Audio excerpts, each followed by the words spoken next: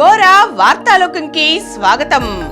ఈనాటి ముఖ్యాంశాలు: ఏపీ వర్సిటీల్లో అంతర్జాతీయ కోర్సులు, మున్సిపల్ సమ్మె వాయిదా, 3 ఏళ్లుగా ఒకే చోట పనిచేస్తున్న అధికారులకు బదిలీ, పింఛనే కాదు పెన్షనర్లు పెరిగారు, విజయవాడ జీజీహెచ్ లో న్యూరో విభాగం సేవలు బేష్, దేశంలో 312కు చేరిన JN1 వేరియంట్ కేసులు, టోక్యోలో ఘోర విమాన ప్రమాదం, జపాన్లో 2 రోజుల్లో 155 ప్రకంపనలు, వేల భవనాలు కార్లు ధ్వంసం, మినీ సరుకు రవాణా వాహనదారులకు తీపి కబురు, 1 ఉమెన్ షో హసీనా గెలుపు లాంఛనమే, దక్షిణ కొరియా ప్రతిపక్ష నేతకు కత్తిపోట్లు.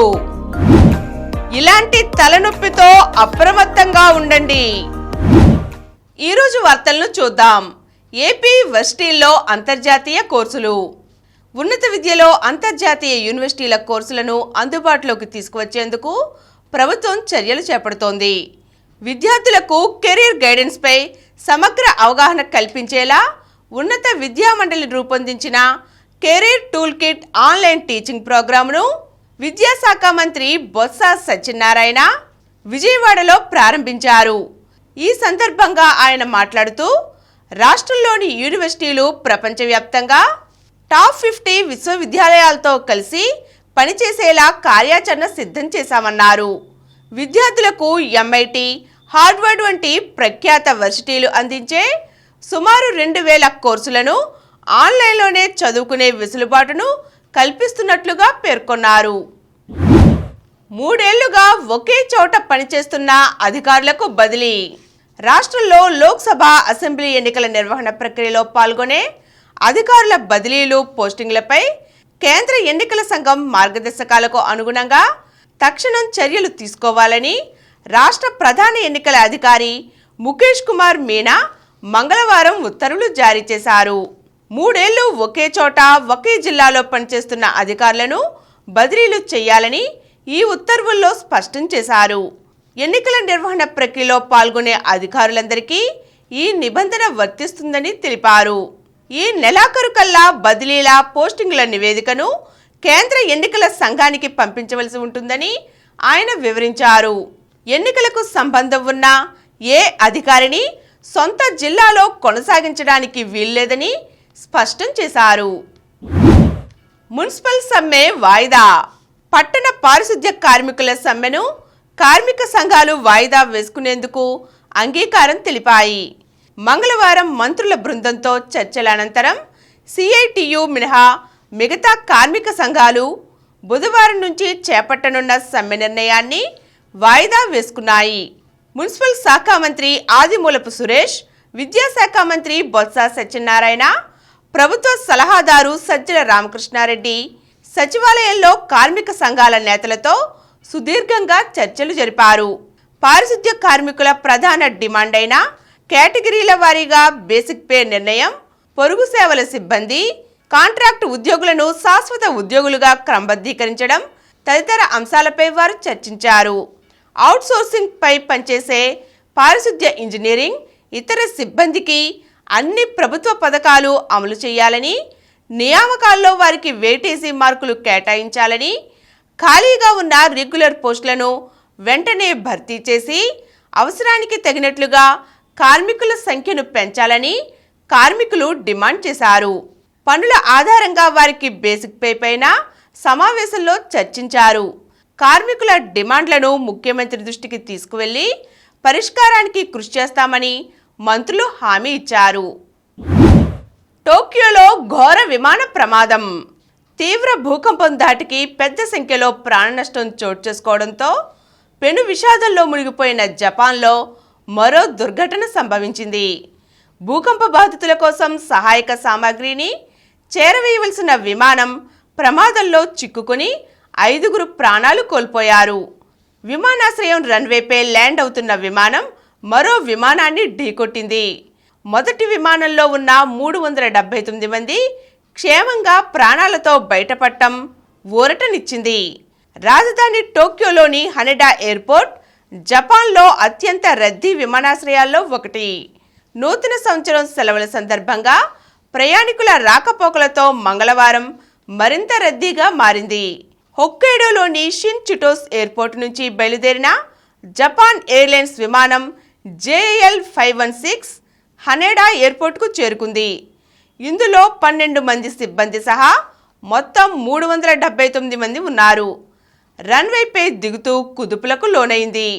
రన్వేపై ల్యాండ్ అవుతూ ఒక పక్కగా నిలిపి ఉన్న జపాన్ తీరరక్షక దళానికి చెందిన విమానం MA722ను అనూహ్యంగా ఢీకొట్టి కొద్ది దూరం దూసుకెళ్లి ఆగిపోయింది. క్షణాల వ్యవధిలోనే JL విమానం రెక్క భాగంలో మంటలు చెలరేగాయి. అప్రమత్తమైన విమాన సిబ్బంది వెంటనే తలుపులు తెరిచి ప్రయాణికులను బయటకు పంపించారు. విమానం నుంచి ప్రయాణికులను భద్రంగా బయటకు పంపించిన సిబ్బందిని అందరూ ప్రశంసించారు. దేశంలో 312కు చేరిన JN1 వేరియంట్ కేసులు.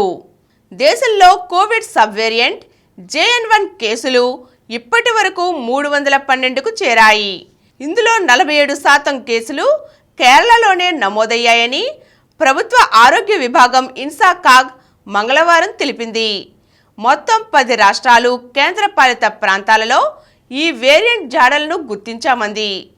కేరళలో 147, గోవాలో 51, గుజరాత్లో 34, మహారాష్ట్రలో 26, తమిళనాడులో 22, ఢిల్లీలో 16, కర్ణాటకలో 8, రాజస్థాన్లో 5, తెలంగాణలో 2, ఒడిశాలో 1 కేసు ఈ వేరియంట్కు సంబంధించినవిగా నిర్ధారణ అయినట్లుగా ప్రకటించింది.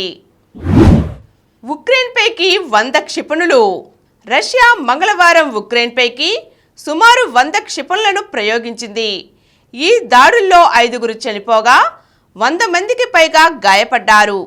రాజధాని కీవ్పై జరిగిన దాడుల్లో 4 చనిపోగా మరో 92 మంది వరకు గాయపడ్డారు. అయితే కీవ్పైకి వచ్చిన అన్నిటినీ క్షిపణి రక్షణ వ్యవస్థలు సమర్థంగా అడ్డుకున్నట్లుగా అధికారులు చెబుతున్నారు. జపాన్లో 2 రోజుల్లో 155 ప్రకంపనలు. జపాన్లో సోమ మంగళవారం సంభవించిన వరుస ప్రకంపనలతో ప్రాణ ఆస్తి నష్టం భారీగా సంభవించింది. 2 రోజుల్లో మొత్తం 155 ప్రకంపనలు జరిగాయి.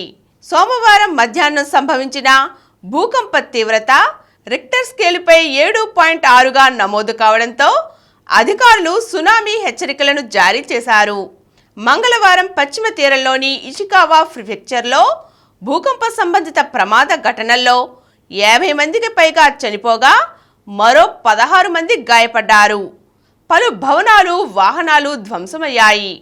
విద్యుత్ వ్యవస్థలు దెబ్బతినడంతో సుమారు 33,000 నివాసాలకు విద్యుత్ సరఫరా నిలిచిపోయింది. ప్రధాన హైవేలు దెబ్బతిన్నాయి. దీంతో సహాయక చర్యలకు ఆటంకం కలుగుతోంది. మళ్లీ భూ ప్రకంపనలు సంభవించే ప్రమాదం ఉన్నందున ప్రజలను సురక్షిత ప్రాంతాలకు తరలిస్తున్నారు. జపాన్లో భూకంపం నేపథ్యంలో పొరుగునే ఉన్న రష్యా, ఉత్తర కొరియా, దక్షిణ కొరియాలు కూడా సునామీ హెచ్చరికలను జారీ చేశాయి. వన్ ఉమెన్ షో హసీనా గెలుపు లాంఛనమే. ఎన్నికల చిత్రానికి పొరుగు దేశం బంగ్లాదేశ్లో సర్వం సిద్ధమైంది. అక్కడ జనవరి 7న సార్వత్రిక ఎన్నికలు జరగనున్నాయి. కాకపోతే వాటి ఫలితం మాత్రం ముందే తేలిపోయింది. విపక్ష పార్టీల బాయ్కాట్ నేపథ్యంలో పాలక అవామీ లీగ్ విజయం, పార్టీ అధినేత్రి షేక్ హసీనా ప్రధానిగా కొనసాగడము లాంఛనప్రాయమే కానుంది. హసీనా వంటి నియంత చేతిలో అధికారం ఉన్నంత వరకు ఎన్నికలు పారదర్శకంగా జరిగే అవకాశం లేదని విపక్షాలు ఆరోపిస్తున్నాయి. ఆమె పదవి నుంచి తప్పుకుని తటస్థ మధ్యంతర ప్రభుత్వ ఏర్పాటుకు అవకాశం కల్పించాలని, దాని పర్యవేక్షణలో స్వేచ్ఛాయుత వాతావరణంలో ఎన్నికలు సజావుగా జరపాలని అవి పలుమార్లు డిమాండ్ చేశాయి. వాటిని హసీనా నిర్ద్వందంగా తోసిపుచ్చారు. దాంతో ఎన్నికల బహిష్కరణ తప్ప తమకు మరో మార్గం లేదని విపక్షాలన్నీ ఇప్పటికే ప్రకటించాయి. బేగం ఖలీదా జియా సారథ్యంలోని బంగ్లాదేశ్ నేషనల్ పార్టీ దాని భాగస్వాములతో పాటు ప్రధాన ప్రతిపక్ష పార్టీలన్నీ ఎన్నికలను బాయ్కాట్ చేశాయి. ఈ నేపథ్యంలో బ్యాలెట్ పత్రాలపై కేవలం అధికార అవామీ లీగ్, దాని భాగస్వామ్య పక్షాల అభ్యర్థులు, స్వతంత్రులు మాత్రమే ఉండనున్నారు. దక్షిణ కొరియా ప్రతిపక్ష నేతకు కత్తిపోట్లు. దక్షిణ కొరియా ప్రతిపక్ష డెమోక్రాటిక్ పార్టీ నేత లీ జే మ్యూంగ్ కత్తిపోట్లకు గురయ్యారు. మంగళవారం ఆయన బుస్తాన్లోని ప్రతిపాదిత విమానాశ్రయం ప్రాంతాన్ని సందర్శించారు. అనంతరం మీడియా ప్రతినిధులతో మాట్లాడుతున్న సమయంలో ఓ అగంతకుడు కత్తితో లీ మెడపై బలంగా పొడిచాడు. తీవ్రంగా రక్తస్రావం అయింది. చుట్టుపక్కల వారు, పోలీసులు నిందితుడిని పట్టుకున్నారు. బుసాన్లో చికిత్స అనంతరం విమానంలో సియోల్కు తరలించారు.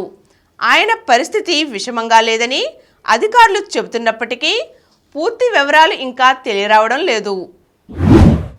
విజయవాడ జీజీహెచ్లో న్యూరో విభాగం సేవలు భేష్. ఉమ్మడి కృష్ణా, పశ్చిమ గోదావరి జిల్లా వాసులకు పెద్దాసుపత్రి అంటే విజయవాడ జీజీహెచ్ఏ. అయితే ఇదివరకు ఇక్కడ న్యూరో విభాగంలో వైద్యులు అరకొరగా ఉండటంతో సేవలపై తీవ్ర ప్రభావం పడేది. అయితే నేడు ఏపీ ప్రభుత్వం న్యూరో విభాగంలో మంజూరైన పోస్టులన్నిటిలో వైద్యులను అందుబాటులోకి తెచ్చింది. ఖరీదైన చికిత్సలను సైతం ఉచితంగా అందించేలా మందులు, సదుపాయాలను సమకూర్చింది.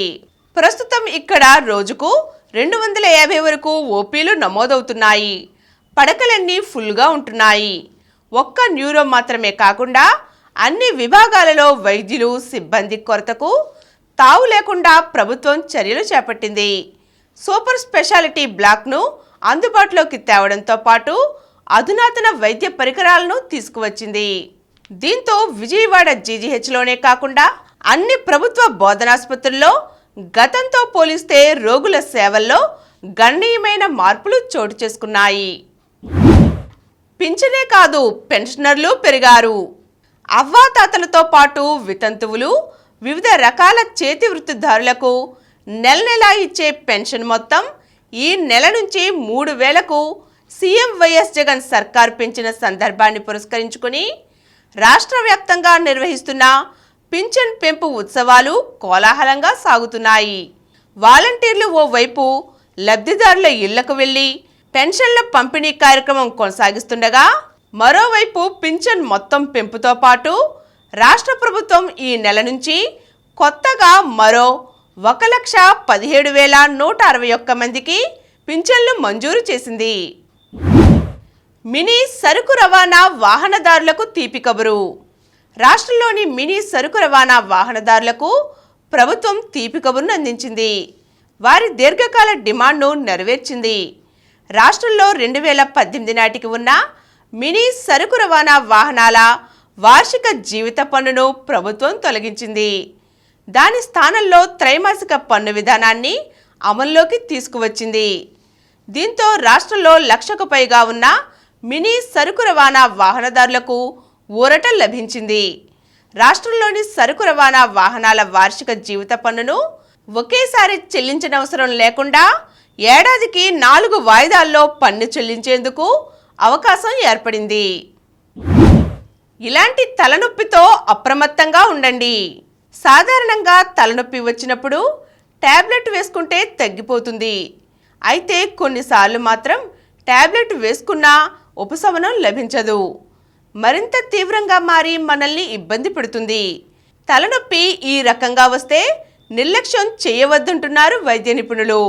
అర్ధరాత్రి నిద్రలో అకస్మాత్తుగా తీవ్రంగా తలనొప్పి రావడం, ఉదయం లేవగానే తీవ్ర తలనొప్పి వేధించడం, తల కదిలించినా, దగ్గినా, తుమ్మినా, ముందుకు వంగినా ఎక్కువ నొప్పి రావడం, తీవ్రమైన జ్వరం, మెడ పట్టేసి కదిలించలేనంతగా తలనొప్పి, వాంతులు లేదా మూర్ఛ కలిగించే తలనొప్పి, తలనొప్పి వల్ల స్పృహ కోల్పోవడం, అధిక నీరసం, నడక తడబట్టం వంటి లక్షణాలు కనిపించడం, కొన్ని రోజులుగా తలనొప్పి క్రమంగా పెరగడం, కళ్ళు మసకబారడం, వాంతులు అవడం ఇతర పక్షవాత లక్షణాలు.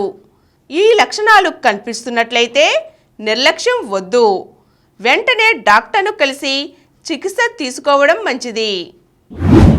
ఇప్పుడు కొన్ని సంక్షిప్త వార్తలను చూద్దాం. రోజంతా అల్లాడించి రోడ్డెక్కిన ట్రక్కులు. హిట్ అండ్ రన్ కేసుల్లో ప్రతిపాదిత కఠిన చట్టాలను నిరసిస్తూ లారీలు, ట్రక్కుల డ్రైవర్లు చేపట్టిన సమ్మె చివరికి కేంద్రం హామీతో విరమించడం జరిగింది. మణిపూర్లో మిలిటెంట్లు బలగాల మధ్య కాల్పులు. మణిపూర్లోని మొరెహ్లో భద్రతా బలగాలు మిలిటెంట్లకు మధ్య మరోసారి కాల్పులు చోటు చేసుకున్నాయి. గాలింపు జరుపుతున్న బలగాలపైకి మిలిటెంట్లు కాల్పులకు తెగబడ్డారు. బలగాలు వెంటనే ఎదురు కాల్పులు జరిపాయి. కాల్పులు ఇంకా కొనసాగుతున్నట్లుగా అధికారులు తెలిపారు. పింఛన్ నామినీలుగా ఉద్యోగినుల పిల్లలు.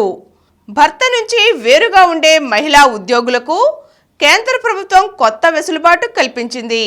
కుటుంబ పింఛన్ కోసం నామినీలుగా ఇకపై తన పిల్లల పేర్లను పేర్కొనవచ్చునని తెలిపింది.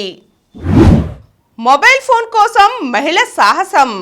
బెంగళూరు ఇందిరానగర మెట్రో స్టేషన్లో పట్టాలపై పడిపోయిన మొబైల్ ఫోనును తీసుకునేందుకు ఓ మహిళా ప్రయాణికురాలు పట్టాలపైకి దూకింది. హైటెన్షన్ విద్యుత్ ప్రసారం కలిగిన పట్టాలను తాకి ఉంటే క్షణాల్లో ప్రాణాపాయం సంభవించేది. అదృష్టవశాత్తు స్టేషన్ సిబ్బంది తక్షణమే కరెంట్ సరఫరాను నిలిపివేయడంతో ముప్పు తప్పింది. నేటి నుంచి దక్షిణాఫ్రికాతో భారత్ రెండో టెస్టు. సిరీస్ కాపాడుకునే ప్రయత్నంలో టీమిండియా. జోరు మీదున్న సఫారీ టీం. మధ్యాహ్నం 1:30 ప్రారంభం. చివరి వన్డేలోనూ ఓడిన భారత మహిళల జట్టు. సిరీస్ను 3-0తో క్లీన్ స్వీప్ చేసిన ఆస్ట్రేలియా. దబంగ్ ఢిల్లీ పైచేయి. ప్రో కబడ్డీ లీగ్ 10వ సీజన్లో దబంగ్ ఢిల్లీ జట్టు 5వ విజయం నమోదు చేసింది. గుజరాత్ జైంట్స్తో మంగళవారం జరిగిన మ్యాచ్లో దబంగ్ ఢిల్లీ గెలిచింది. రిత్విక్ జోడీ శుభారంభం. Thailand Open ATP challenger tennis టోర్నీలో హైదరాబాద్ ప్లేయర్ బొల్లిపల్లి రిత్విక్ చౌదరి డబుల్స్లో క్వార్టర్ ఫైనల్లోకి ప్రవేశించాడు. నాదల్ ఖాతాలో తొలి విజయం. తుంటి గాయం నుంచి కోలుకున్న స్పెయిన్ టెన్నిస్ దిగ్గజం రాఫెల్ నాదల్ కొత్త ఏడాదిలో తొలి విజయం అందుకున్నాడు. బ్రిస్బేన్ ఓపెన్ టోర్నీ పురుషుల సింగిల్స్ తొలి రౌండ్లో నాదల్ ప్రపంచ మాజీ 3వ ర్యాంకర్ డొమినిక్ థీమ్పై గెలిచాడు. మరిన్ని వార్తా విశేషాలతో రేపటి గోరా వార్తాలోకంలో కలుద్దాం. Thank you.